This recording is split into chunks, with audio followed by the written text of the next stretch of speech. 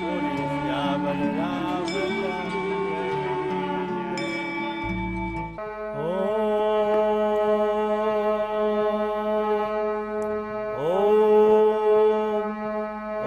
पूर्णमदः पूर्णमिदं पूर्णात् पूर्णमुदच्यते पूर्णस्य पूर्णमादाय पूर्णमेवावशिष्यते।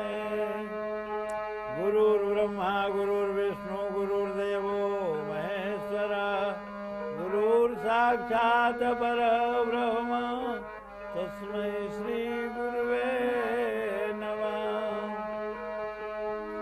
आपदामजपहर्तारं दातारं सर्वसम्पदां लोकाभिरामं श्रीरामं भूयो भूयो नमाम्यहम्। वन्दे विदेहतनयापदपुण्डरीकं कैसौरसौरभसमाहृतयोगचित्तं हंसोत्रतापमानसहंससेव्यं सन्मानशालिपरिपीतपरागपुञ्जम् गंगातरंगरमणीयजटाकलापं गौरी निरंतर विभूषित वामभागं नारायणप्रियमनङ्गमदापहारं वाराणसीं पुरपतिं भज विश्वनाथम्। उमाकङ्कणं गणेशं भुजाकङ्कणं शोभितं धूम्रकेतो गले हारमुक्ताफलाशोभिवन्तं नमो ज्ञानरूपं गणेशं नमस्ते। गणेशैकदन्तं शुभे सर्वकार्यं स्मरे सन्मुखं ज्ञानं सर्वसिद्धिं मतस्यन्तते कार्यसिद्धिर्भवन्तं नमो ज्ञानरूपं गणेशं नमस्ते। मनोजवं मारुततुल्यवेगं जितेन्द्रियं बुद्धिमतां वरिष्ठं वातात्मजं वानरयूथमुख्यं श्रीरामदूतं शरणं प्रपद्ये।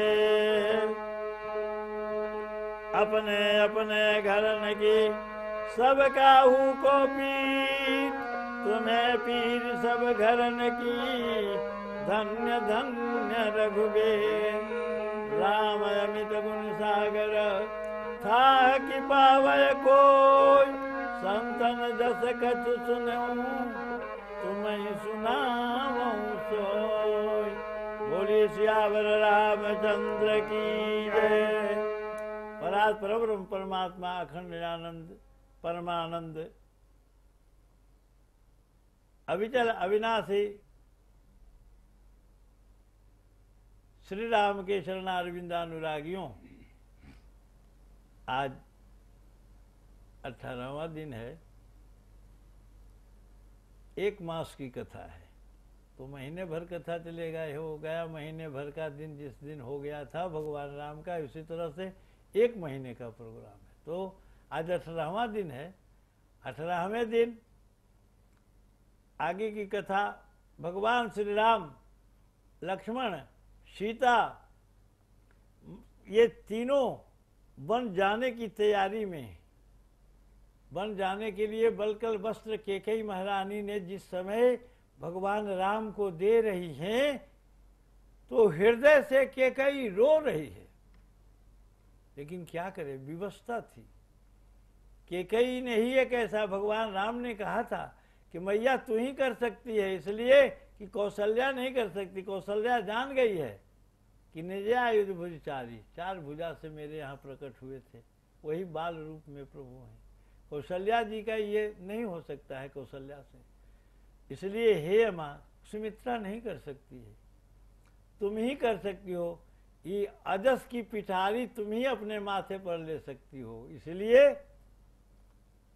मैया से पहले ही आदेश करवा लिया था। आज वही अम्बा भगवान राम को बलकर वस्त्र दे रही है और रो रही है। आश्चर्य होगा सुन के कि हंसते हुए प्रदान कर रही है वस्त्र कि इस वस्त्र को पहन करके जाओ, लेकिन रो रही है। गोस्वामी तुलसीदास जी ने लिखा कि अब ऐसे उपीर भी हंसी उरे गोई,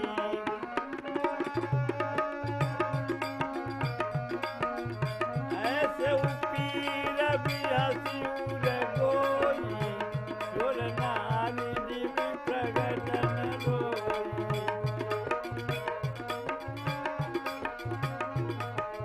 ऐसे उपीर भी हंसी उरे गोई,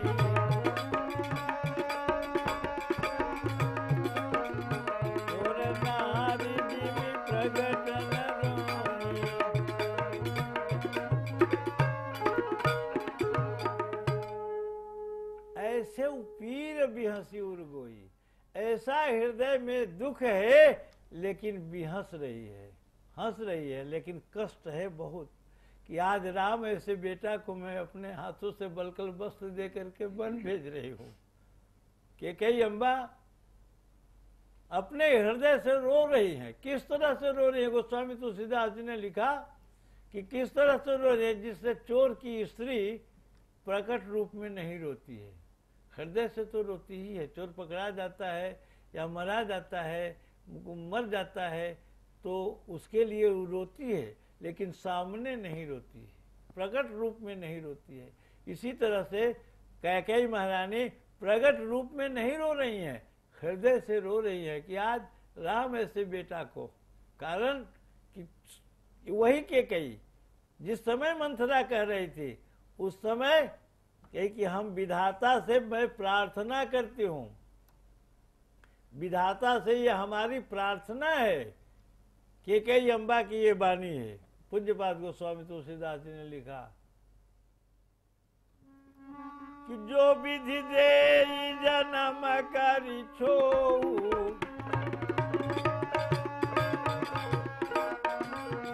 कैकेयी महारानी ने मंथरा से कह रही है कि जो विधि दे जन्म करी छोऊ,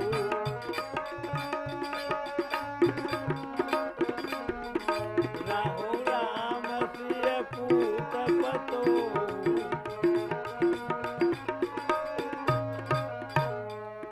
कहा कि यदि विधाता जन्म दे और माने छोह करके, माने प्रेम से, यदि विधाता इस पृथ्वी पर जन्म दे किसी को तो राम ऐसा बेटा और सीता जैसी पुतोह दे दे। जो विधि दे जन्म कर छोहु, हो राम सिय पूत पुतोह। ऐसा बेटा दे राम की तरह और पुतोह दे सीता की तरह। लेकिन आज वही कैकेयी भगवान राम के कहने पर ही, इसीलिए भगवान राम ने कभी भी कैकेयी को दोष नहीं दिया कि कैकेयी अम्बा ने मुझे वनवास दिया। नहीं, कभी वनवास का नाम ही नहीं राम ने लिया। कहा पिता दीन मोहि कानन राजू, मुझे वन का राजा बनाया है। पिता दीन मोहि कानन राजू, सो सब भांति मोर बड़ काजू। और उसमें भी हमारा बहुत बड़ा काम है। कौन सा काम था प्रभु को? प्रभु आए थे कि इसलिए जब देवताओं ने प्रार्थना किया था कि हे प्रभु आप मेरे यहाँ आइए, यहाँ पृथ्वी पर आप आइए, आपका अवतार हो, तो भगवान ने वहीं से वरदान दिया था मनु और शतरूपा को कि घर बढ़ाइए नहीं। प्रार्थना किया तो मनु शतरूपा को भी वरदान दिया कि हम पुत्र के रूप में आएंगे। मांगे थे वरदान कि मांगो तुम्हें समान सुत, आपके ही समान हम मैं लड़का चाहता हूँ। तो कहा भाई अपने समान कहाँ खोजेंगे, इसलिए हम ही आपके यहाँ आएंगे हम ही आपके यहाँ हैं। और देवताओं ने प्रार्थना किया तो देवताओं को कहा कि आप लोग डरिए नहीं, घबराइए नहीं, हम आ रहे हैं। लोगों ने पूछा देवताओं ने कि आप कहाँ आ रहे हैं, तब प्रभु ने बताया कि हम आ रहे हैं। कहाँ आ रहे हैं?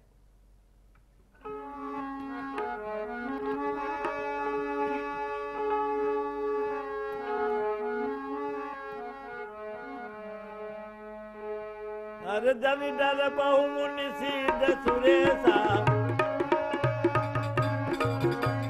तुमरे लाग धरि हूँ नरवेशा। अंधन सहित लेव अवतारा, सबके दिनकर वंश उदारा। कश्यप यदि महातप कीना, जिनको मैं पूरब बर दीना।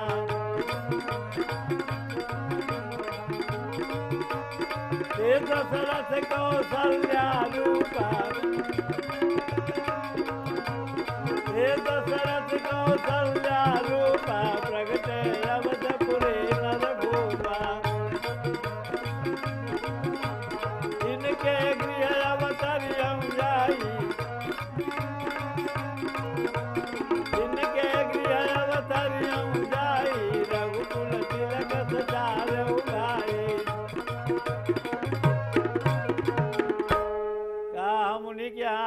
अयोध्या प्रभु ने बता दिया था। और आए तो किस लिए आए? विप्रधेनु सुर संतहिता लीन मनुजय अवतार निज इच्छा निर्मित तनु माया गुण गोपाल। परम परमात्मा अखंडानंद भगवान श्री राम का आना हुआ देवताओं के राक्षसों के विनाश करने के लिए। विप्रधेनु ब्राह्मण गौ देवता संतों के हित के लिए प्रभु को आना था। निज इच्छा निर्मित तनु, अपने से अपनी इच्छा से अपने तन का निर्माण किया, मानव तन में आए। आज प्रभु जा रहे हैं, वन में जाने की तैयारी है। कैकेयी अम्बा ने बलकल वस्त्र दिया पहनने के लिए, तीनों बलकल वस्त्र पहने, लेकिन सुमंत जी वहीं खड़े हैं।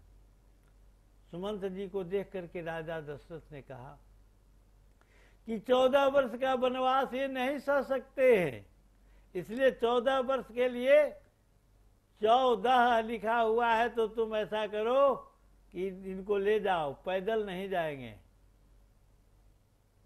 आज्ञा दिया। रथ चढ़ाई देख राई बना फिर गए दिन 4। कहा 4 दिन में इनको घुमा के यहाँ ले आना और ले जाओ।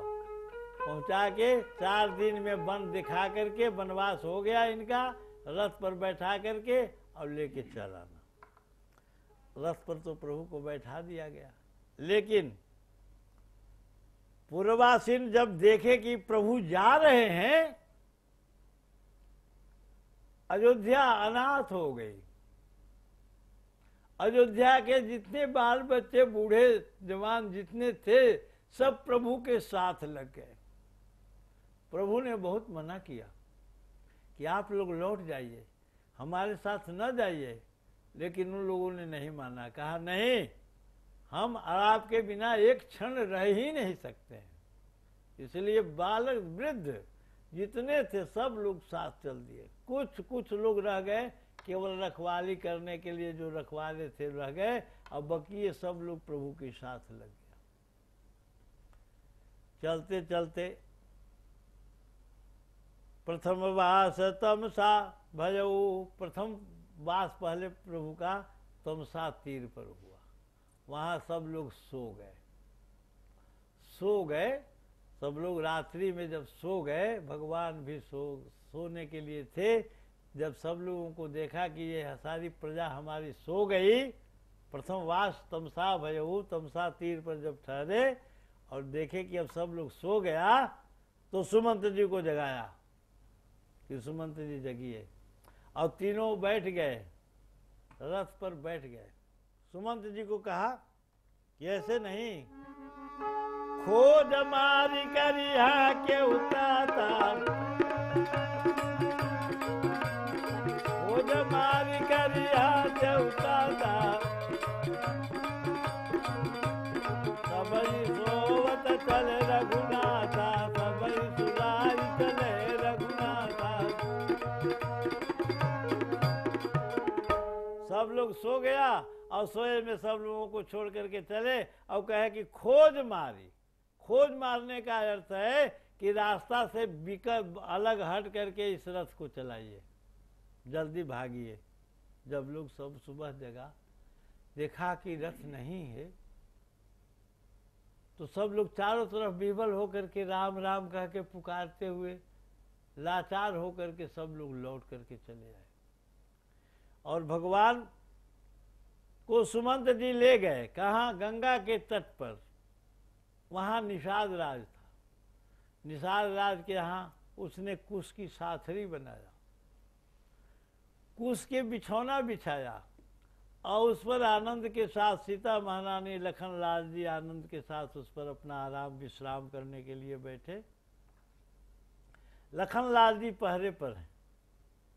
रात्रि हो गई है, रात्रि है। अर्धरात्रि में निषाद आया, और निषाद आया और देख करके कहा, निषाद राज जब देखा कि प्रभु कुश की साथरी पर बैठे हुए हैं, सोए हुए हैं दोनों आनंद के साथ, तो कहा लखन लाल जी से आके कि कैकेयी नंदनी मंदमती कठिन कुटिलपन किन्न जेहि रघुनंदन जानकी सुख अवसर दुख दीन। कहा कैकेयी नंदनी कितना कुटिल है कि आज जो सुख की साथरी पर सोने वाले प्रभु को आज कुश की साथरी पर सुला दिया है। लखनलाल जैसे ये वार्ता हो रही है अर्धरात्रि में। निषाद राज जी कहा, लखनलाल जी ने कहा कि अरे भाई तुम बड़ा गड़बड़ हो। अरे सुख की साथरी पर जो सोया हुआ है उसको आनंद मिल रहा है और दुख किसको हो रहा है? तुमको। दुख तो उनको होना चाहिए था। इसलिए कहे अरे काहू न को सुख दुख कर दाता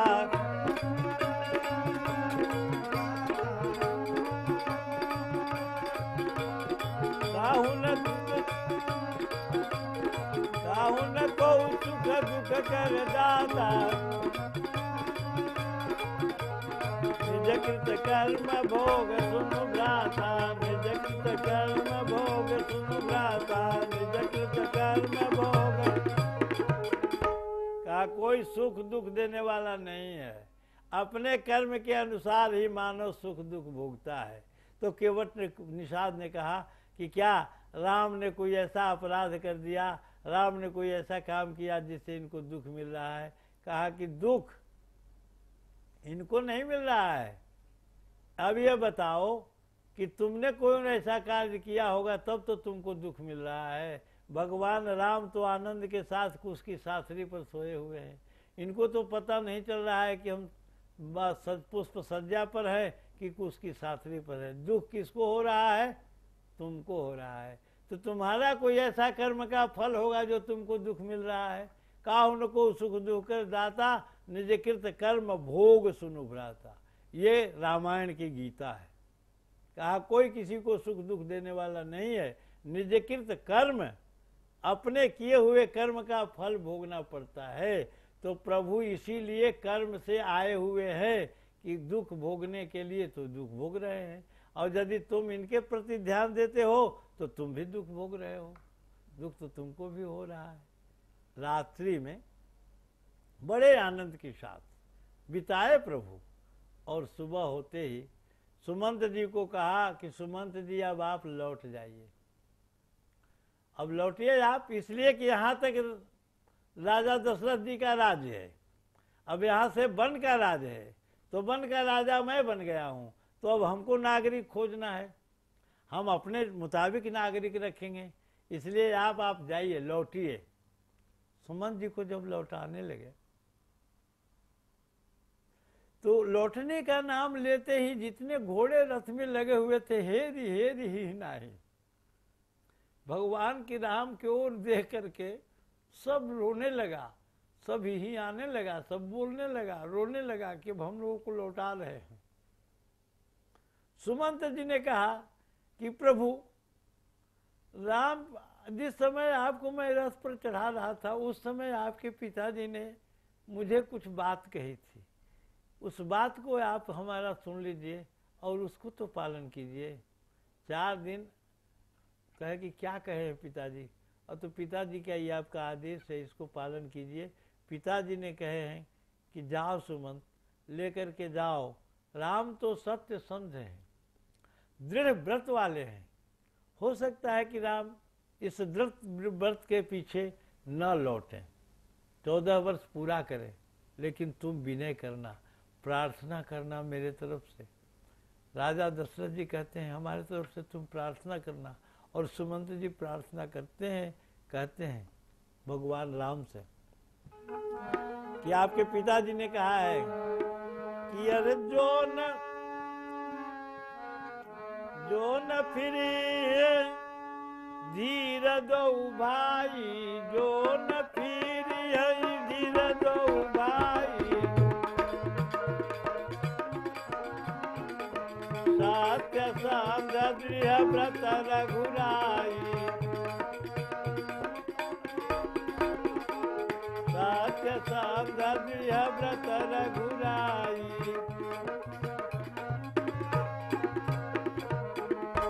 यदि दोनों भाई दृढ़ व्रती है, लक्ष्मण राम नहीं लौटे तो विनय करना, प्रार्थना करना।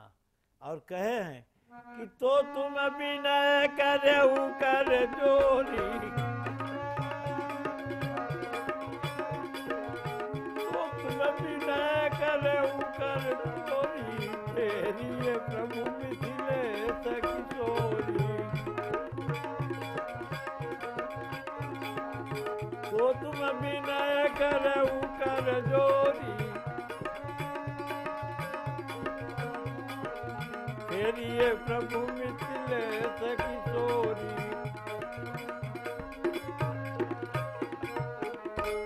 कहा तब तुम भी नहीं करना कि प्रभु आप नहीं लौटेंगे तो कम से कम मिथिलेश किशोरी को, सीता महारानी को लौटा दीजिए। इनको लौटने के लिए कह दीजिए आप लोग जाइए वन में, लेकिन सीता मैया को लौटा दीजिए। यही हमसे उन्होंने कहा है। और क्यों कहा है, क्या कहते हैं कि तो तुम विनय करऊ कर जोरी, फेरिए प्रभु मिथिलेश किशोरी। तो तुम विनय, यही विधि विनय, यही विधि करिए उपाय कदम्बा।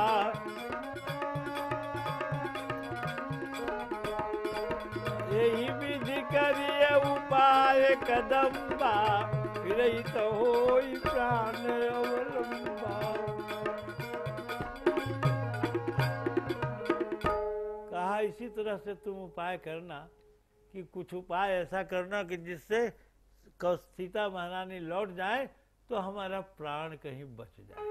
यही विधि करिए उपाय कदम्बा, नाहित माने फिर ही तो हो ही प्राण अवलंबा।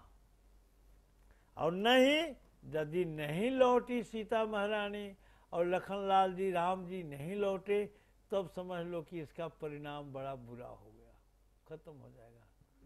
तब क्या होगा, अतना ही तो मोर मरण परिणामा, नहीं तो मोर मरण परिणामा, न बसाई भले विधि